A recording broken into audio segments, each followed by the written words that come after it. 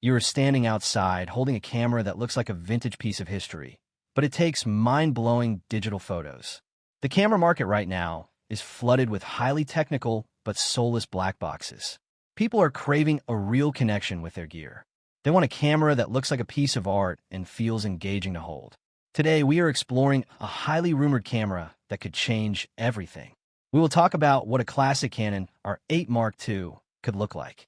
We will uncover why certain modern features might actually ruin a retro camera completely. Get ready, because this is going to be an exciting ride into the future of vintage photography. When we talk about classic Canon cameras, one name stands high above the rest. That is the legendary Canon F1. For many old-school photographers, the F1 is the ultimate camera. Imagine using modern RF lenses on a camera that looks and feels exactly like that classic F1. That would be absolutely incredible. The good news is that this is not just a crazy dream. The current EOS R8 is actually very similar in size to the old F1 body.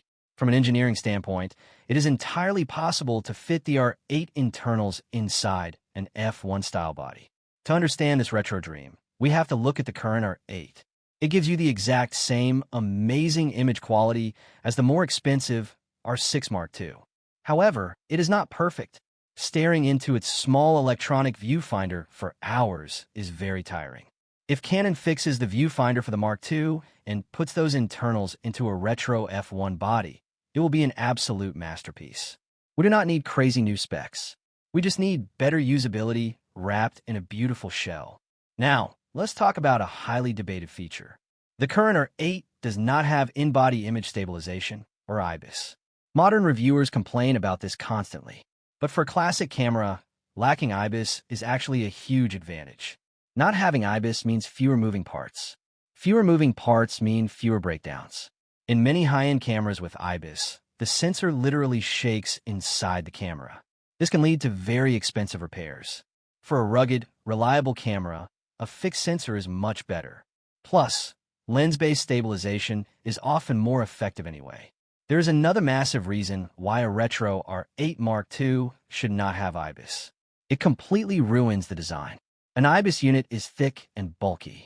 If Canon tries to force IBIS into a retro body, the camera will become fat and ugly. It will lose all of its classic sleek proportions. Basing the retro camera on the R8 without IBIS is the perfect choice.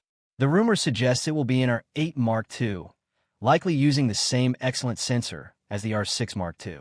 However, there is one crucial mechanical feature that Canon must include. That is a mechanical first curtain shutter. The current R8 lacks this, meaning when you take the lens off, the sensor is completely exposed. This is very stressful outdoors in bad weather. Adding a mechanical shutter curtain would give photographers much more peace of mind. This retro R8 Mark II would be the ultimate sub-camera. Imagine you are a professional shooting with a massive EOS R1. You do not want to carry a second giant camera.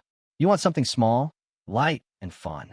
Switching between a high-tech R1 and a mechanical-feeling retro camera brings the pure fun back to photography. Canon also has a rich history of other legendary cameras like the AE1, the stylish AE1 program, the A1, and the rugged FTB. In my best opinion, this product has the potential to be Canon's biggest hit of the decade.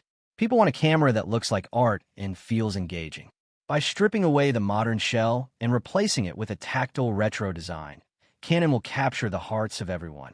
It will perfectly balance modern digital performance with true vintage soul. This is exactly what the camera industry needs right now to bring the real magic back. If you like the video, subscribe, share the video, and hit the bell icon like that.